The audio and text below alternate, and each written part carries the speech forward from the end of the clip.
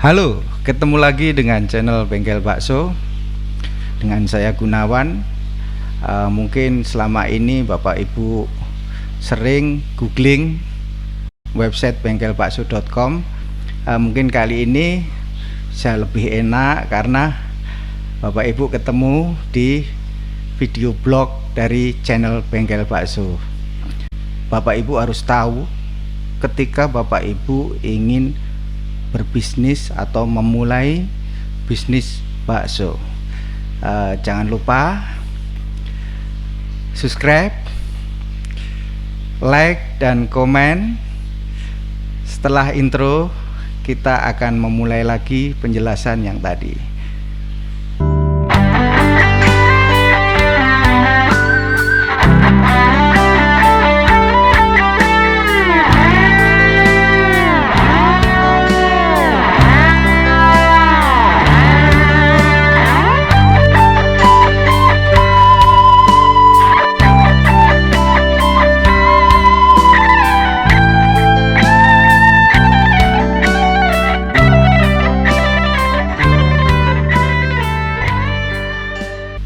Pemula atau yang ingin bisnis bakso, atau ya setidaknya langkah awal memulai bisnis bakso, apa saja yang harus diperhatikan? Setidaknya ada 4 hal yang Bapak Ibu pemirsa harus ketahui dulu. Baik, langsung saja saya akan bahas yang pertama. Yang pertama adalah setidaknya kita paham dulu sejarahnya, sejarah baksonya itu. Saya sendiri memulai bergelut di bidang bakso itu sejak kuliah. Kebetulan saya dulu kuliah di Gajah Mada dan saya mengambil jurusan kimia. Saya menekuni bakso itu ya tidak sengaja. Pacar saya dulu ngajak saya bisnis ini, dan sekarang pacar saya itu jadi istri saya. Mungkin kalian kapan-kapan akan saya kenalkan. Saya diajak sama pacar saya ini tahun 96 kira-kira. Saya sendiri nggak paham saat itu, tapi bisnis ini seputaran suplai bahan-bahan bakso. Dan saya menerima ajakannya. Saat itu saya belum lulus kuliah, tapi saya terima. Mungkin karena ini jadi jalan jalan sejarah hidup saya. Baiklah, kita langsung ke masalahnya. Dulu di tahun 80-an ya, awal 90-an itu berbisnis bakso itu bagus banget. Mungkin ya 80 ya, itu booming banget itu. Orang jualan itu banyak yang nggak paham kalau kayaknya abang-abang bakso biasa gitu, tapi mereka kaya raya. Itu banyak yang nggak paham gitu. Omset mereka, penjualan mereka itu gede banget, tapi ya itu tadi, mereka gayanya biasa dan ya cenderung mungkin orang desa ya, kadang ke kota merantau dan sukses gitu. Kenapa mereka sukses gitu ya? Mereka sukses berbisnis bakso di zaman itu, era 80-an dan awal 90-an, karena saat itu di negara kita belum banyak pilihan makanan. Bakso menjadi salah satu favorit saat itu ya. Mie ayam aja belum. Anak-anak kecil, orang dewasa maupun orang-orang tua itu suka banget makan bakso. Maka laris banget ini bisnis bakso dan booming gitu. Nah, ketika mulai ada franchise makanan-makanan dari luar negeri, masyarakat mulai ada pilihan lain gitu. Kemudian ada mall, ada banyak pertumbuhan resto-resto dari mancanegara. Nah, ini membuat pilihan masyarakat menjadi beragam. Nah, disitulah bakso mulai agak tergerus. marketnya agak tergerus. Tapi bukan berarti bakso mati gitu, enggak. Saya amati sejak tahun pertengahan 90, jadi 96 itu bakso masih bagus. Itu ditandai dengan di penggilingan pasar itu omsetnya masih gede-gede. Tapi boomingnya memang di era 80-an. Kemudian ketika ada banyak pesaing dari masakan mancanegara dengan pilihan rasa maupun dengan konsep-konsep yang bagus gitu ya, bersih, mulai agak terganggu ya. Kemudian ada lagi muncul mie ayam. Mie ayam ini udah murah, kenyang, harganya masyarakat mampu membeli, sedangkan bakso lebih mahal karena harga daging ya dibanding tepung ini beda. Maka pangsa bakso agak tergerus ke mie ayam juga, di samping ke variasi dari masakan-masakan dari resto-resto asing yang mulai menjamur saat itu.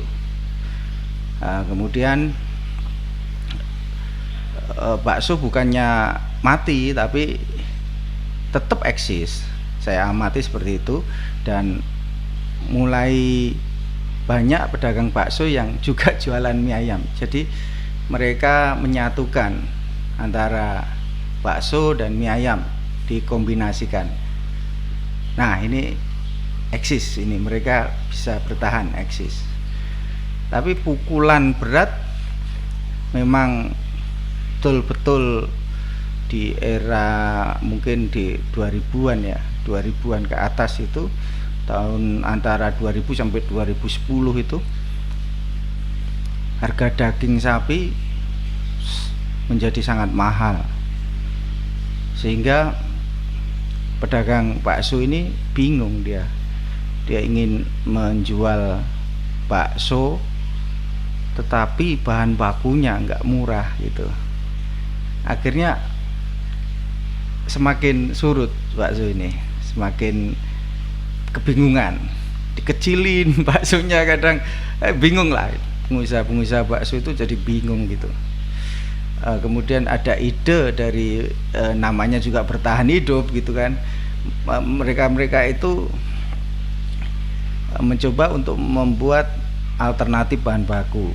Kemudian ada yang mulai membuat namanya bakso berbahan baku ayam. Nah, ini salah satu cara mereka untuk mengakali ya, supaya bakso ini tetap eksis. Dan memang betul ada yang mencampur ayam dan sapi, ada yang full ayam, tergantung marketnya gitu. Tapi dengan adanya ayam ini mereka terbantu secara penjualan, karena masyarakat bawah yang selama ini tidak bisa membeli bakso dengan harga mahal ya, karena daging sapinya aja udah mahal sekali, di atas 100.000, itu bisa menikmati bakso tetapi dengan bahan baku ayam ini tadi ya. Hal itu juga membuat bakso tetap eksis sampai sekarang. Bahkan ada yang lari ke sempol, ada yang ke bakso bakar dan sebagainya. Tapi yang jadi catatan, sejarahnya bakso ini harus kalian paham bahwa apa yang para pemula ini ingin hadapi itu seperti ini. Jadi marketnya ini, bakso ini kalau Bapak Ibu ambil bahan baku sapi, itu baksonya jadi mahal sekali. Nah, apakah marketnya bisa terbeli, mengingat bakso ini bukan makanan pokok juga ya, jadi dia bukan kayak nasi atau makan gitu. Nah, ini harus jadi pertimbangan Bapak Ibu. Atau ngambil segmen ayam, bakso ayam. Kalau bakso ayam atau campur sapi atau ayam saja itu mungkin marketnya agak bisa terbeli oleh masyarakat yang menengah ke bawah, tapi ya rasanya tentu beda dengan yang daging sapi. Nah, jadi ini pemahaman sejarah dulu. Marketnya yang ingin disasar tuh seperti itu. Di samping kompetitornya juga banyak ya, dari asing, dari mana-mana juga makanan-makanan berkembang pesat gitu. Jadi bakso sebenarnya kalau kita ngomong ngomong mau bisnis itu ngomong pahitnya lah. Itu posisinya seperti itu. Jadi kalau Bapak Ibu berniat untuk berbisnis bakso, tentu apa yang saya sampaikan tadi menjadi semacam pertimbangan. Oh ya, setidaknya punya gambaran gitu, ya, posisi marketnya seperti apa. Itu untuk sejarahnya. Jadi nomor satu yang akan saya bahas tadi kan sejarahnya dulu. Kemudian yang nomor dua, untuk pemula ini pemula yang ingin bisnis bakso itu biasanya keinginannya kuat banget, tetapi tidak paham itu tentang peta marketnya tadi. Keinginan kuat tapi tidak paham gitu, mau jual asal jual gitu, dan tidak ngerti lah itu. Nah, ini tadi sejarah tadi cukup membantu untuk memahami pemahaman market ini tadi gitu. Ya ada yang ya, apalagi sekarang saat pandemi ini, corona covid ini, banyak orang nggak punya uang, banyak orang nggak punya kerjaan, ya banyak yang pengen bisnis tentu, tapi nggak ada duitnya untuk daya belinya itu nggak ada. Jadi ini pertimbangan market ya, jadi ada market bawah, ada menengah, ada yang atas. Yang atas ini bakso sapi rata-rata. Kalau yang tengah ini bisa campur bakso sapi campur ayam, atau bakso sapi di tepungnya dibanyakin gitu, jadi di harga pokok produksinya turunin, atau full bakso ayam gitu. Nah ini pemahaman market yang hendak disasar gitu ya. Tuh, jadi harus paham dulu, baru nanti Bapak Ibu bisa menimbang-nimbang dulu, saya ingin menyasar market yang seperti apa gitu ya. Baik, itu yang kedua. Yang ketiga, tidak punya mental bisnis gitu. Tidak punya mental bisnis tuh gimana maksudnya Pak Gun gitu ya? Gini, jadi ketika kecil ada orang tuanya yang sudah bisnis gitu, tapi ada juga orang tuanya yang kerja jadi pegawai negeri lah apa.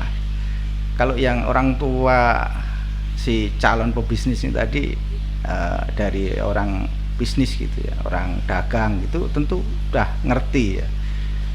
Oh, suka dukanya orang pedagang, orang tua saya dulu gini-gini, kulaan, sepi itu sebagian dari perdagangan.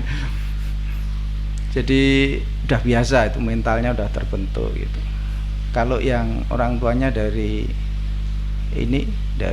pegawai itu biasanya juga kaget ya kalau nggak punya mental bisnis gitu.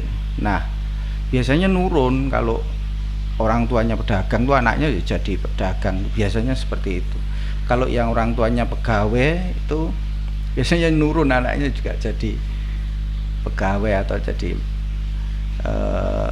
pegawai pemerintah, entah swasta, entah yang penting jadi pegawai gitu. Nah ini yang saya khawatirkan, kalau yang dari ini berlatar belakang pegawai ini, biasa nerima jadi pegawai itu biasa nerima gaji gitu bulanan, acek gitu, nerima masuk kantong tiap bulan, tinggal ngatur pengeluaran gini-gini. Terus mungkin maaf ya ini, karena kondisinya memang ini krisis betul, jadi banyak yang di PHK, mohon maaf, ikut prihatin. Ini ingin bisnis apapun gitu, termasuk salah satunya ingin bisnis bakso ini. Nah mereka ini niat banget gitu bisnis, mau belajar ya serius, oke. Tapi mentalnya yang harus paham dulu, bahwa mereka nggak punya mental untuk berbisnis gitu. Gimana sih Pak sebenarnya kok mentalnya harus gimana, harus ya biasa nerima kenyamanan itu loh, gaji ajek gitu. Terus itu kalau jadi pebisnis tuh nanti ada kalanya seharian jualan nggak laku gitu. Apa artinya grantes atau nggak kuat mental gitu kan, kemudian berhenti. Nah itu yang saya maksud itu. Jadi kadang udah niat menggebu gitu ya, udah siap semuanya, siap semua, udah jualan gitu, sepi gitu, terus ini malu, duh aku biasa hidupku, gajiku gede gini, kok aku jadi pedagang bakso yang kayak gini gitu. Udah malu, jadi terus balik mundur lagi, nggak nerusin. Itu banyak banget itu. Jadi ini masalah mental. Tapi kalau yang latar belakangnya memang pebisnis itu udah paham gitu. Jadi ya namanya nggak laku itu gimana, harus diakali caranya laku. Tentu mungkin produknya dibenahin atau marketingnya, iklannya, banyak hal yang bisa dipikirkan gitu kan. Tapi ini udah punya mental gitu. Sedangkan yang tadi, yang dari latar belakang tadi, karena nggak biasa saja gitu. Jadi apakah ada yang berhasil? Ada, cuma kalau menurut pengalaman saya jadi pengajar gitu ya, saya hitung-hitung yang saya ajari yang berlatar belakang dari sini itu mental masalah. Nah ini saya ingatkan dalam video kali ini bahwa Bapak Ibu yang berlatar belakang dari pegawai ketika jadi pemula untuk bisnis bakso, siapkah mentalnya itu, mental menderita itu, karena bisnis itu tidak mudah gitu. Bisnis itu memulai pelanggan dari nol, dari kemudian punya 1 pelanggan, punya 2, punya 3, butuh proses gitu bertahun-tahun. Terus kemudian Bapak Ibu melihatnya hanya warung bakso yang sudah laris gitu, wah laris saya pengen. Nah itu enggak, Bapak Ibu enggak lihat prosesnya. Warung bakso itu bisa laris mungkin sejak dari mbahnya atau sejak dari bapaknya itu udah memulai, jadi mungkin udah 20-30 tahun. Nah dulu waktu mereka memulai pertama itu Bapak Ibu nggak reken itu, jadi waktu nangis-nangisnya nggak direken gitu. Tapi taunya ramenya sekarang gitu. Nah itu nanti kaget kalau begitu jualan, kaget loh kok kenyataannya seperti ini. Yaitu yang saya maksud tidak punya mental bisnis ini. Apa ini berlaku untuk bisnis apapun? Ya rata-rata bisnis apapun ya. Tapi kan kita konteksnya kalau di bengkel bakso ini kan bisnis bakso gitu ya. Itu jadi harus disiapkan mentalnya. Istilahnya kalau saya dulu sering gini, jualan itu saya nggak pernah menyarankan untuk mengundang tetangga, mengundang teman, mengundang kerabat gitu. Itu saya nggak jualan aja di jalan gitu, udah bertarung dengan konsumen yang kita nggak kenal gitu. Itu saran saya malah kalau yang di undang-undang tetangga, saudara atau temen gitu, orang datang kruyuk-kruyuk gitu, terus wah muji-muji gitu, wah baksomu enak, ini gimana, mohon kritiknya itu, wah biasanya positif gitu. Tapi itu cuma sekali datang gitu, nanti sampai di jalan mereka paling ngerasani itu, atau ngomong di belakang, wah aslinya nggak enak gitu. Waduh, seringnya kayak gitu itu.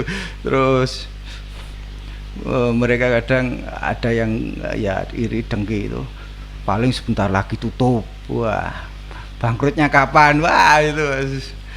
Jadi yang deket-deket atau yang kita rasa itu teman, saudara atau tetangga atau itu kadang malah belum tentu support malah. Jadi kayaknya pertama kita jualan rame gitu, habis itu kita alone, kita sendiri gitu. Itulah omset yang sebenarnya gitu. Yang pertama laris tadi omset semu gitu. Ya lebih baik kalau saya ya wes dah di jalan aja udah tarung atau gimana caramu gitu, yang penting berani mati, berani jualan gitu. Dengan segala macam ilmu yang bisa kita timba gitu untuk apa memarket produk itu gitu. Produk bakso tentunya itu maksud saya. Jadi harus siap ya secara mental. Latar belakang ini juga silakan kalian menyiapkan mental. Kemudian yang keempat tuh tidak mengerti cara memulainya. Nah, ini tentunya panjang ini ya, penjelasannya panjang. Tidak mengerti cara memulainya. Mungkin harus dibikinkan video tersendiri ini. Betul kan? Panjang nih, karena di situ apa sih yang harus diperhatikan ketika memulai itu.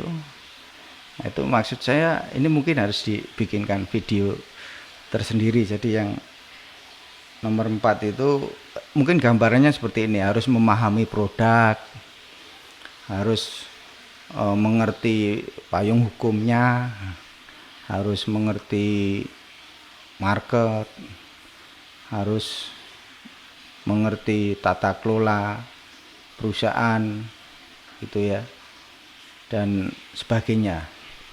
Mungkin itu harus dibahas sendiri itu, panjang itu. Nah ini videonya udah panjang, nanti bosen. Mungkin cukup itu dulu. Semoga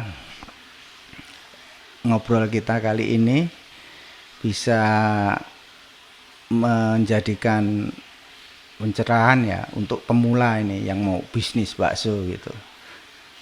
Saya sendiri sudah 24 tahun di dunia perbaksoan ini, jadi udah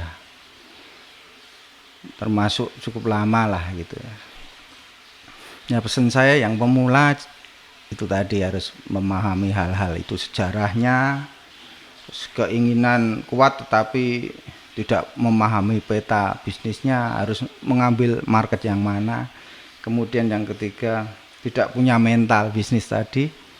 Kemudian yang keempat, tidak mengerti cara memulainya itu. Nah, biar nanti bersambung terus videonya ini, dan Bapak Ibu biar bisa ketemu kami terus, maka jangan lupa di tombolnya diceklik itu, yang tombol merahnya itu apa, subscribe itu. Dan jangan lupa nanti juga di like dan di interaksi apapun, mau ditulis apa. Mungkin itu dulu yang bisa saya sampaikan. Sampai ketemu lagi di video yang selanjutnya. Terima kasih.